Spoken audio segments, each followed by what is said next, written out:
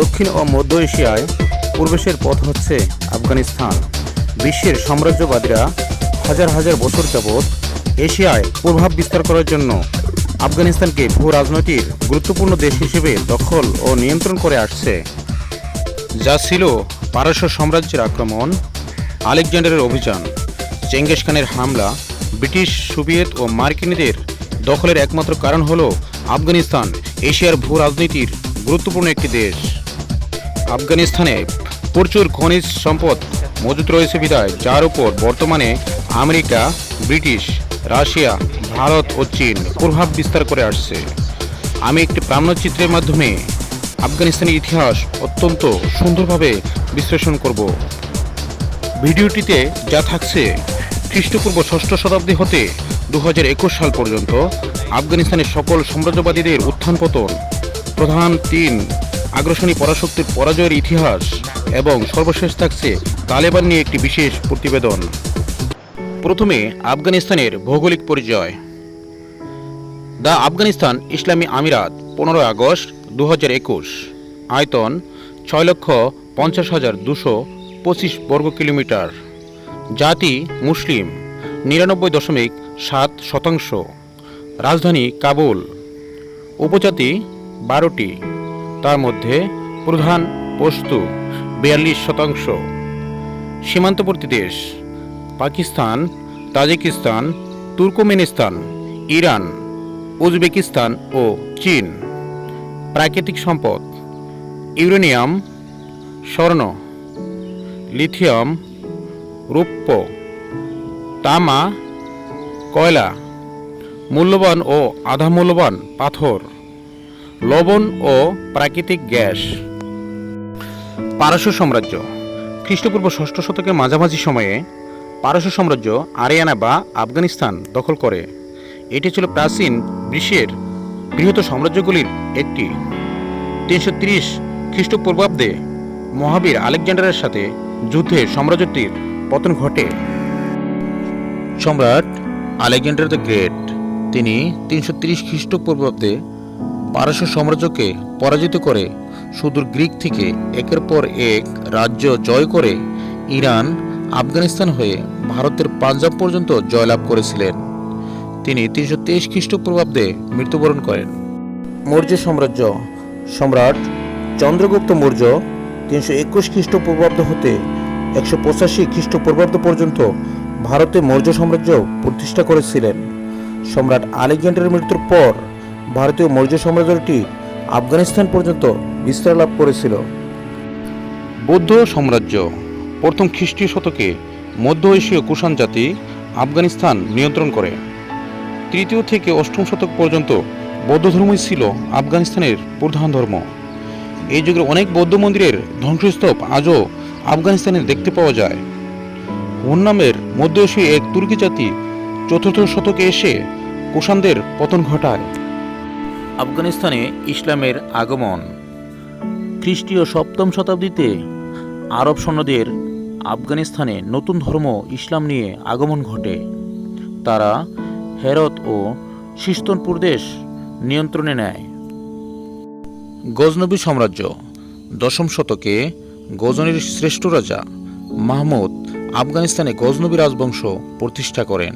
তিনি 998 হতে 1030 সাল পর্যন্ত এ এলাকা শাসন করেন। তার আমলেই সমগ্র আফগানিস্তানে ইসলাম সুপ্রতিষ্ঠা লাভ করে এবং গজনি সাহিত্য ও শিল্পের কেন্দ্রে পরিণত হয়। ঘুরি সাম্রাজ্য গিয়াসউদ্দিন মোহাম্মদ ঘুরি ইরানি সুন্নি মুসলিম রাজবংশের ছিলেন। এই রাজবংশ 1163 হতে 1215 সাল পর্যন্ত শাসন ক্ষমতায় ছিল এবং গজনবীদের উত্তরাধিকারী ছিল। এই সাম্রাজ্যটি প্রথম মুসলিম সাম্রাজ্য যা বাংলা জয় করেছিল। 1206 সালে মুইজ আল দিন মুহাম্মদের মৃত্যুর পর এবং মঙ্গোলীয়দের চাপের কারণে সাম্রাজ্যটি ভেঙে পড়ে। মঙ্গোলীয় সাম্রাজ্য চেঙ্গিস খান 1206 হতে 1227 সাল পর্যন্ত নিকট ইতিহাসে পৃথিবীর সর্ববৃহৎ সাম্রাজ্যবাদী শাসক ছিলেন। 1220 সালে মঙ্গল সেনাপতি চেঙ্গিস খান সবাইকে পরাজিত করে আফগানিস্তানের অশেষ ক্ষতি সাধন করেন। তিনি বিশ্বের কিছু অঞ্চলের জন্য অতি নির্মম রক্তপিপাসু বিজেতা হিসেবে পরিচিত। 1400 শতাব্দীর শেষের দিকে মধ্য এশীয় তৈমুরলং আফগানিস্তান জয় করে ভারতের দিকে অগ্রসর হন। পরে এই সাম্রাজ্যটির পতন হয়। তিমুর সাম্রাজ্য। তৈমুরলং 1370 হতে 1405 সাল পর্যন্ত আফগানিস্তানের শাসক ছিলেন।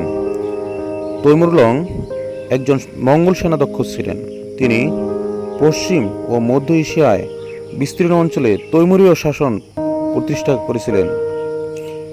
এই অপরাজেয় সমরবিদ ইতিহাসের অন্যতম সফল সেনানায়ক হিসেবে পরিগণিত হন। তিনি 1400 শতাব্দীর শেষের দিকে আফগানিস্তান জয় করে ভারতের দিকে অগ্রসর হন। এই সময় আফগানিস্তানে ইসলামী স্থাপত্যের বিকাশ ঘটে। সে সময়ের তৈরি বহু মসজিদ, মিনার এবং মাজারি শরীফ এখনও আফগানিস্তানে দাঁড়িয়ে আছে। মুঘল সাম্রাজ্য। মুঘল সাম্রাজ্যের প্রথম সম্রাট জহিরুদ্দিন মোহাম্মদ বাবর 1504 হতে 1530 সাল পর্যন্ত আধুনিক আফগানিস্তান, ভারত, পাকিস্তান ও বাংলাদেশের শাসক ছিলেন। ব্রিটিশ সরকার কর্তৃক 1857 সালে সর্বশেষ মুঘল সম্রাট দ্বিতীয় বাহাদুর শাহকে ক্ষমতাচ্যুত করার মাধ্যমে মুঘল সাম্রাজ্যের অবসান ঘটে এবং মুঘল বংশ আত্মগোপন করে। হুতাক সাম্রাজ্য। 1709 সালে মীর ওয়াইস হুতাক সাম্রাজ্য প্রতিষ্ঠা করেন এবং 1738 সালে নাদির শাহ হুতাক সাম্রাজ্যকে পরাজিত করেন। নাদের শাহ তিনি ইরানে 1736 হতে 1747 পর্যন্ত আফসারি সাম্রাজ্য প্রতিষ্ঠা করেন। তার প্রখর সামরিক দক্ষতার কারণে তাকে ফ্রান্সের নেপোলিয়ন বা দ্বিতীয় আলেকজান্ডার হিসেবে আখ্যায়িত করেছেন। তিনি 200 বছর ধরে পারস্য শাসন করা সাফাভিদ রাজবংশকে 1736 সালে ক্ষমতাচ্যুত করে নিজেকে ইরানের বাদশাহ হিসেবে ঘোষণা করেন। তিনি সামরিক অভিযান করে বর্তমানে ইরান, ইরাক, আফগানিস্তান, পাকিস্তান, ভারত ও রাশিয়া সহ অনেক দেশ তার সাম্রাজ্যের অধীনে নিয়ে আসেন। দুররানি সাম্রাজ্য। আহমেদ শাহ দুররানি 1747 হতে 1772 সাল পর্যন্ত দুররানি সাম্রাজ্যের ও আধুনিক আফগানিস্তানের প্রতিষ্ঠাতা ছিলেন। দোস্ত মোহাম্মদ খান। দোস্ত মোহাম্মদ খান প্রথমবার 1826 সালে আফগানিস্তানের আমির নিযুক্ত হন। ব্রিটিশ এবং রাশিয়ান সাম্রাজ্যের মধ্যে আধিপত্য বিস্তারের জন্য একটি ভূ রাজনৈতিক লড়াই চলছিল। British governor general George Eden Simla ম্যানিফেস্টোর মাধ্যমে আফগানিস্তানের বিরুদ্ধে যুদ্ধ ঘোষণা করেন। উদ্দেশ্য ছিল রাশিয়ানপন্থী দোস্ত মোহাম্মদ খানকে সরিয়ে শাহ সোজা দুররানিকে ক্ষমতায় বসানো। ব্রিটিশ ইস্ট ইন্ডিয়া কোম্পানি 1839 সালে আফগানিস্তান দখল করে এবং শাহ সোজা খানকে ক্ষমতায় বসায়। অতঃপর ব্রিটিশ সাম্রাজ্যবাদীরা আফগানিস্তানে গণহত্যা শুরু করে। 2 বছর পর দোস্ত মোহাম্মদ খানের ছেলে আকবর খানের নেতৃত্বে বিভিন্ন গোত্রপতিরা পাল্টা আক্রমণ করে 18,000 ব্রিটিশ সৈন্যদের মধ্যে একজন ব্যতীত সবাইকে হত্যা করে।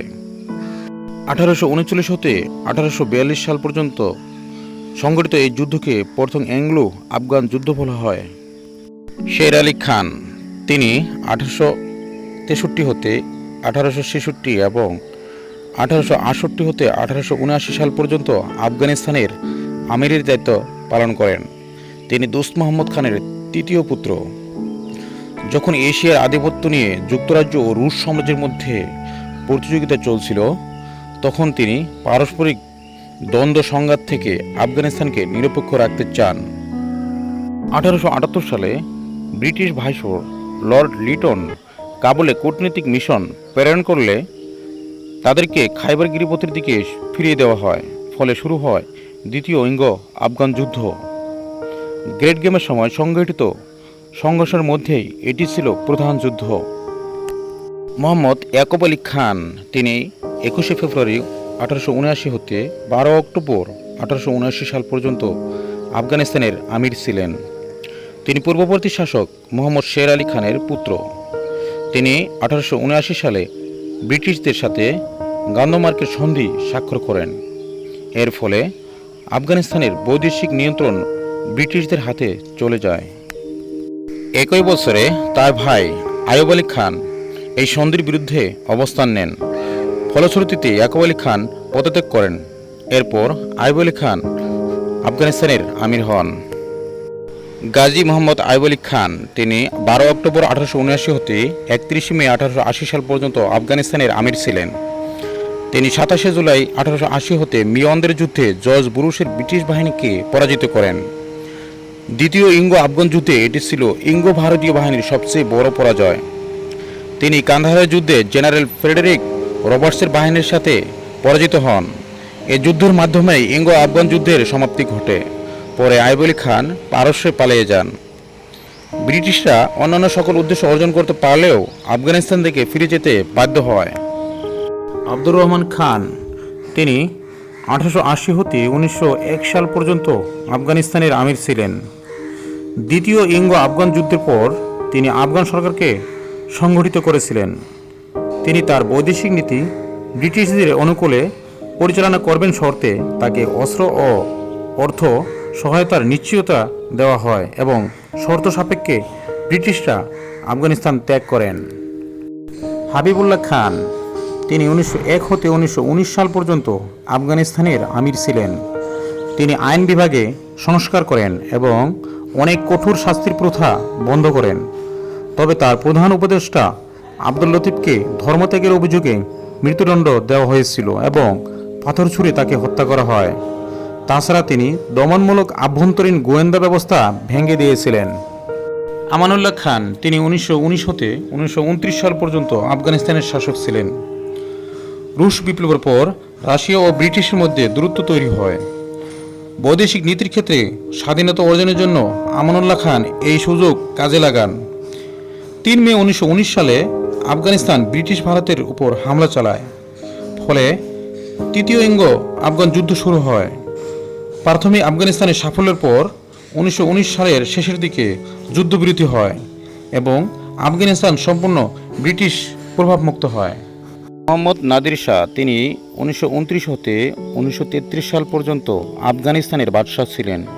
তিনি আফগানিস্তানের সামরিক বাহিনীর জেনারেল হিসেবে দায়িত্ব পালন করেছেন। তিনি তৃতীয় ইঙ্গো আফগান যুদ্ধের সময় আফগানিস্তানের সামরিক বাহিনীর নেতৃত্ব দিয়েছিলেন। মোহাম্মদ জহির শাহ তিনি 1933 হতে 1973 সাল পর্যন্ত আফগানিস্তানের শাসক ছিলেন। তিনি আফগান সেনাবাহিনীর সেনাপ্রধান ছিলেন। তিনি 1973 সালে চিকিৎসার জন্য ইতালিতে যান।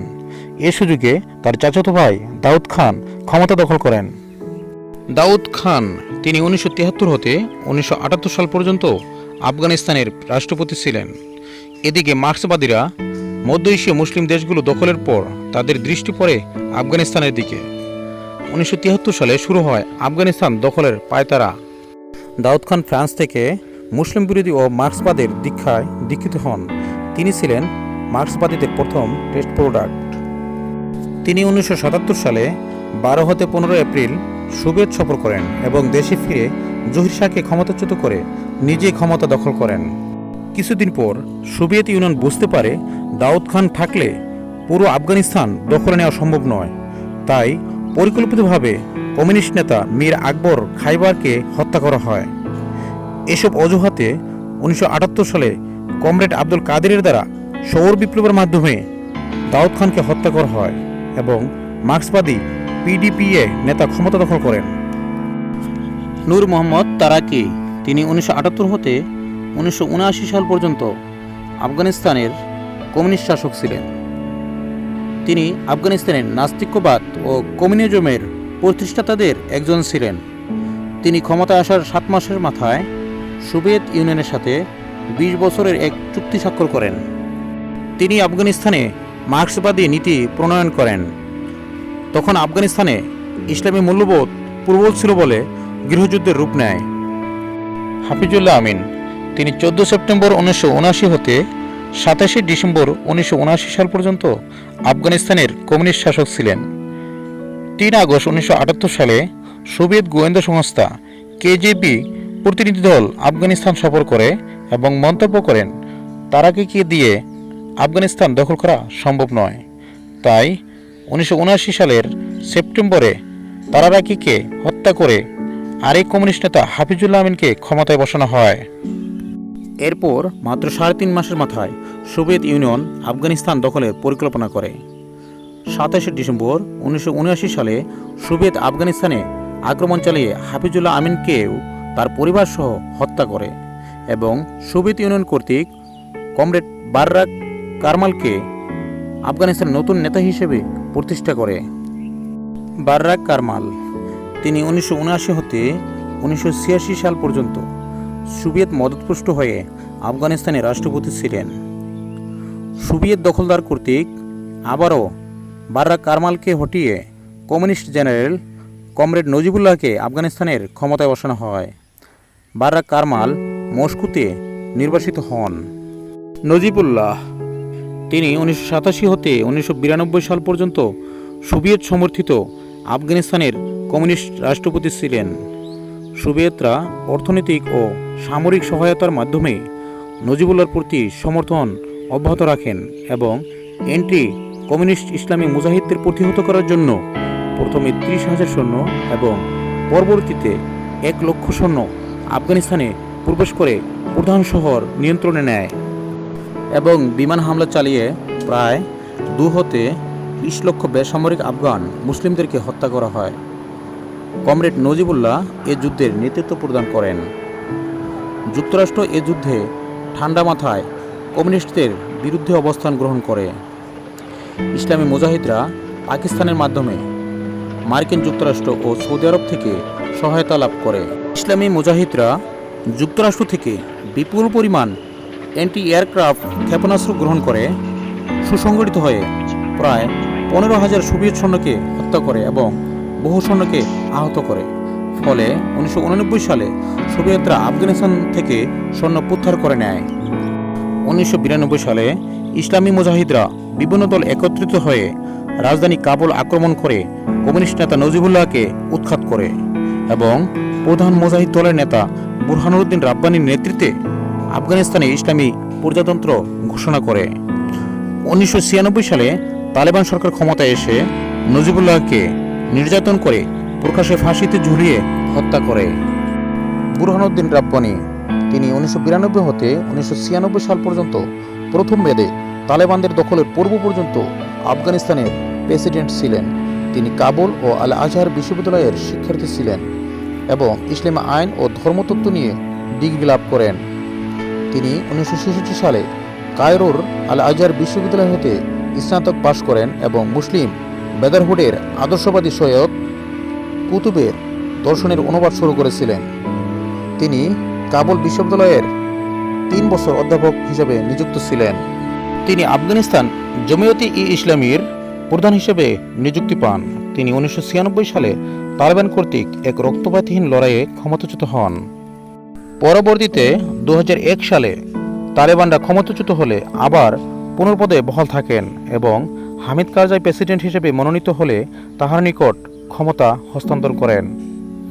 2011 সালে তালেবান প্রতিনিধির সাথে আলাপ আলোচনার সময় একজন তালেবানের পাগড়িতে লুকিয়ে থাকা বোমা বিস্ফোরণ ঘটনার মাধ্যমে তাকে হত্যা করা হয়।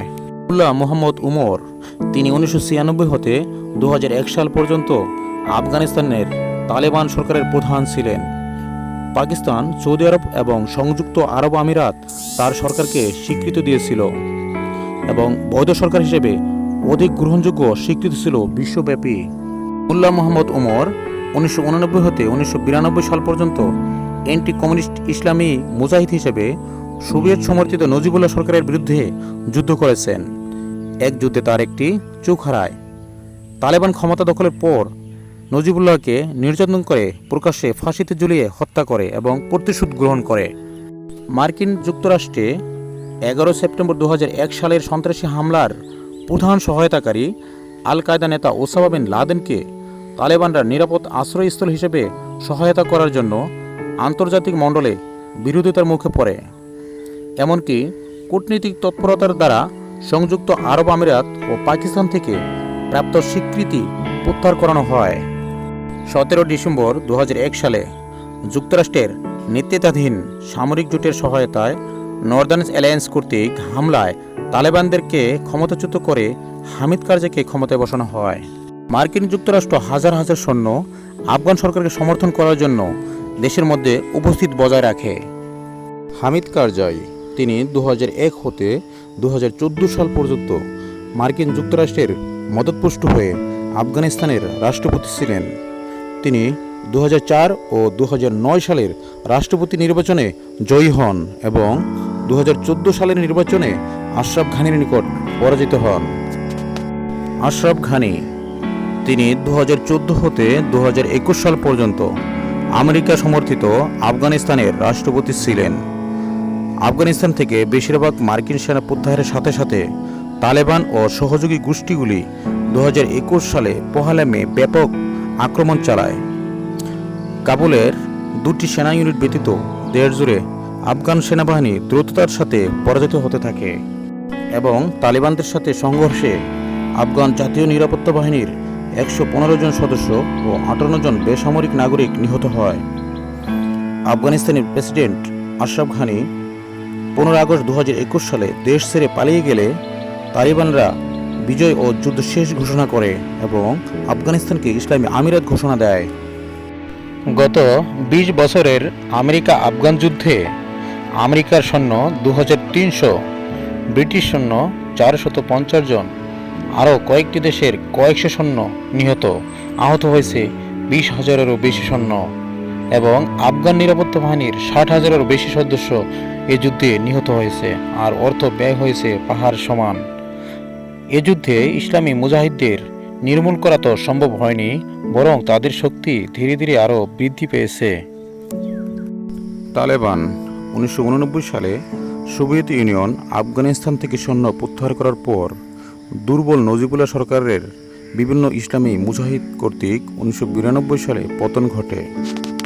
এরপর আফগান মুজাহিদরা ক্ষমতা নিয়ে দ্বন্দ্বে জড়িয়ে পড়ে এবং প্রধান মুজাহিদ দলের আমির বুরহানুদ্দিন রাব্বানি সরকার গঠন করে তার ক্ষমতায় অটল থাকে।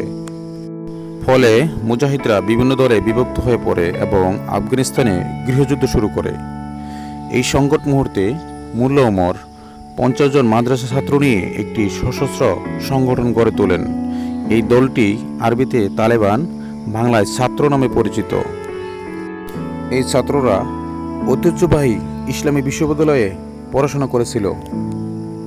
আফগানিস্তানে বহু বছর যাবৎ গৃহযুদ্ধের সময় ছড়িয়ে পড়া ব্যাপক দুর্নীতির বিরুদ্ধে আন্দোলন গড়ে তোলায় খুব শীঘ্রই দেশে জনপ্রিয় হয়ে ওঠে তালেবান।